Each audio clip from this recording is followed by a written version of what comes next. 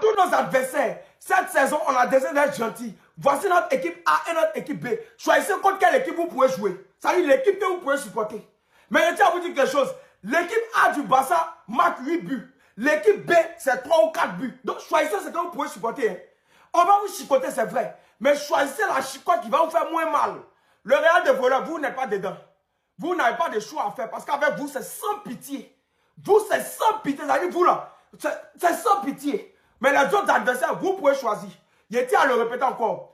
L'équipe A du Barça marque plus de 8 buts. L'équipe B du Barça marque 4 buts. Donc, à vous de faire le choix. Vous pouvez choisir. Tout est dans votre main. Cette année, nous, on a décidé de vous faire des faveurs. Si vous voulez jouer contre notre équipe B, vous dites, ah, le Barça, on va jouer contre vous, mais mettez votre équipe B. On met. Mais l'équipe B aussi marque plus de 4 buts. L'équipe A, ça, c'est plus violent. Ça, c'est 8 buts. Mais l'équipe B, c'est 4 buts. Donc, à vous le choix. Vous choisissez ce que vous voulez.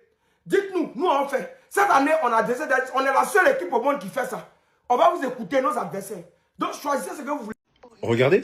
Après, vous allez dire, c'est moi j'ai des problèmes avec Araujo. C'est comme ça il défend. C'est comme ça il défend. C'est comme ça on va prendre Ligue des Champions. Vous avez vu comment ce bandit se place? Système quantifié qu'il a fait, lui, il ne peut pas faire. Arrête, vous dites, c'est moi, j'ai un problème avec Araujo, mais Araujo, il a un problème avec moi. Regardez encore. Regardez encore sur Instagram, il fait quoi? À qui était ce but? Il nous nargue. Il nargue Gavi. Gavi, ça se voit, il n'a pas envie de rigoler. Hein. Arrêtez de dire c'est moi, j'ai un problème avec Araujo, c'est Araujo, il a un problème avec moi. Lui, là, la manière je le guette, la manière je fais attention à tous ces détails. Et il continue sur les réseaux, il enrichit. Ce qui m'énerve même, c'est comment il sourit. Comme s'il a fait un bête de match. Il est parti voler le but de son coéquipier. Il ne sait même pas se placer pour hors-jeu. C'est trop un vaurien. C'est trop un vaurien. Moi, je n'arrive pas à comprendre.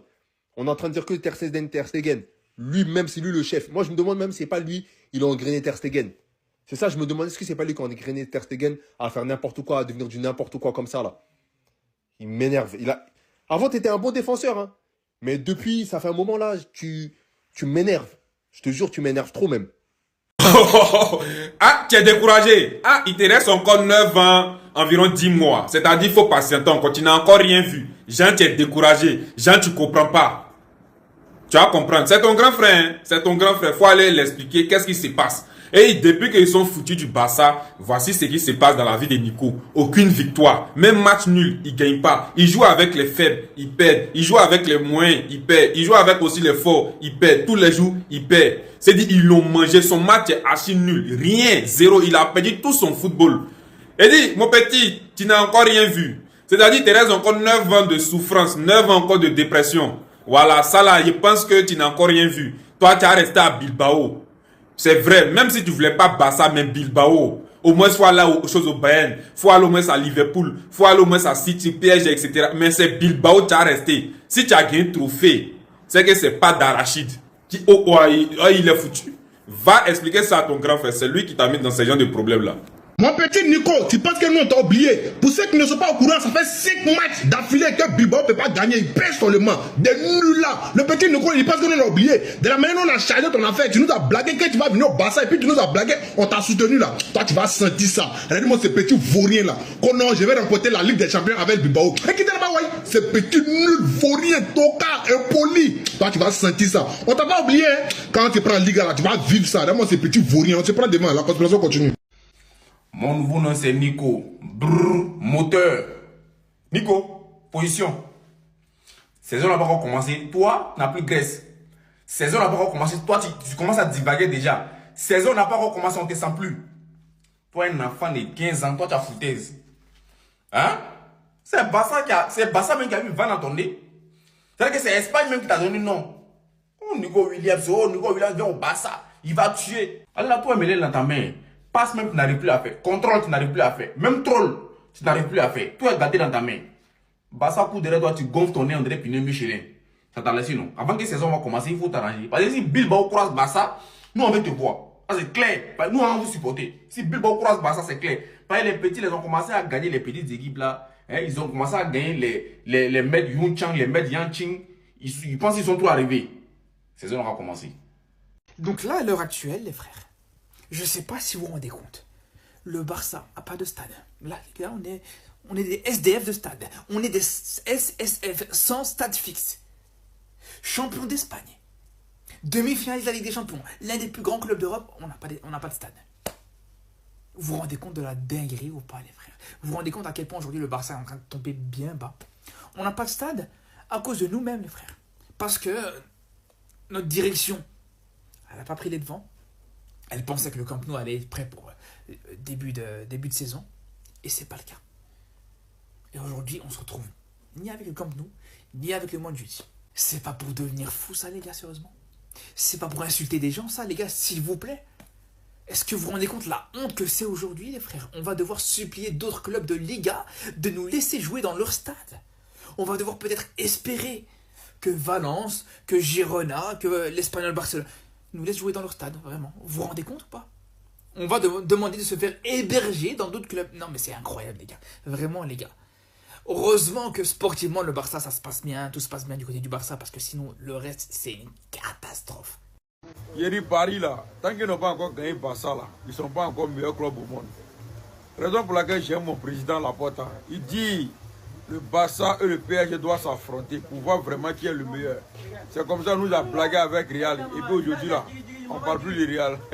Les gars, Laporta vient de nous leak ou d'envoyer un message à l'UEFA. Pour la prochaine édition de la Ligue des Champions, j'accepte qu'il y ait des trucages au niveau des tirages.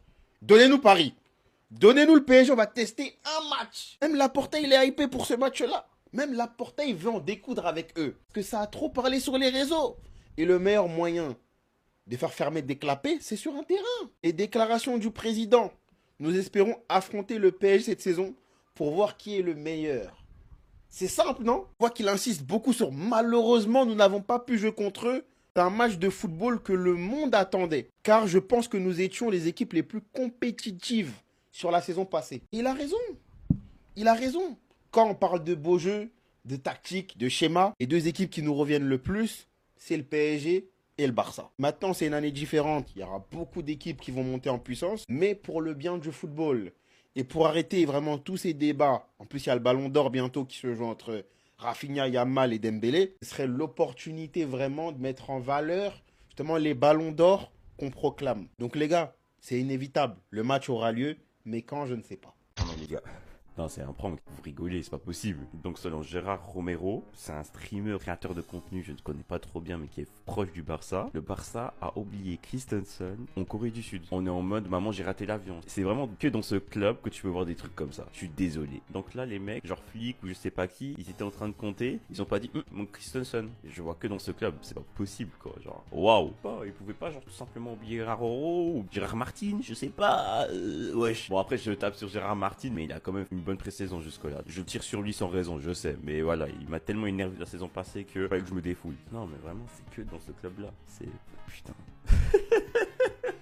Les votes n'ont pas été faits encore, mais suite à la guerre qu'il y a entre Ter Stegen et la direction du Barça, De Jong pourrait devenir capitaine numéro 1. Une situation qui pour moi je trouve très embarrassante, sachant que c'est deux amis. Et qu'en plus de ça, De Jong, ainsi que plein d'autres joueurs, Gavi, Koubarsi, Ferron, Rafinha, l'ont défendu concernant le capitana. Attendez, bougez pas, je vous explique. Les capitaines pour la saison 2024-2025, c'était Ter Stegen, Araujo, De Jong, Rafinha, Pedri. Et suite à la guerre qu'il y a entre la direction du Barça et Ter Stegen, et surtout à sa longue période d'indisponibilité, le brassard de capitaine pourrait lui être retiré. De Jong est le premier candidat pour être nommé premier capitaine de Barcelone si Ter Stegen est démis de ses fonctions. Il sera suivi par Rafinha, Araujo, Pedri, et du coup le nouveau qui pourrait s'ajouter dans cette liste pourrait être Gavi ou Inigo. De Jong numéro 1, ça pourrait enlever un poids à Araujo. On sait qu'Araujo veut revenir en puissance, veut revenir à son prime. Donc il pourrait avoir un poids en moins si De Jong est capitaine numéro 1. Sachant que je trouve que cette saison, il a eu du leadership. Donc ensuite, Araujo, vous savez déjà. Rafinha, quand De Jong, Araujo et Ter Stegen étaient blessés, il a assuré en tant que capitaine. Les gars, c'est un 10. Pedri, j'ai rien à dire. Maintenant, le choix entre Gavi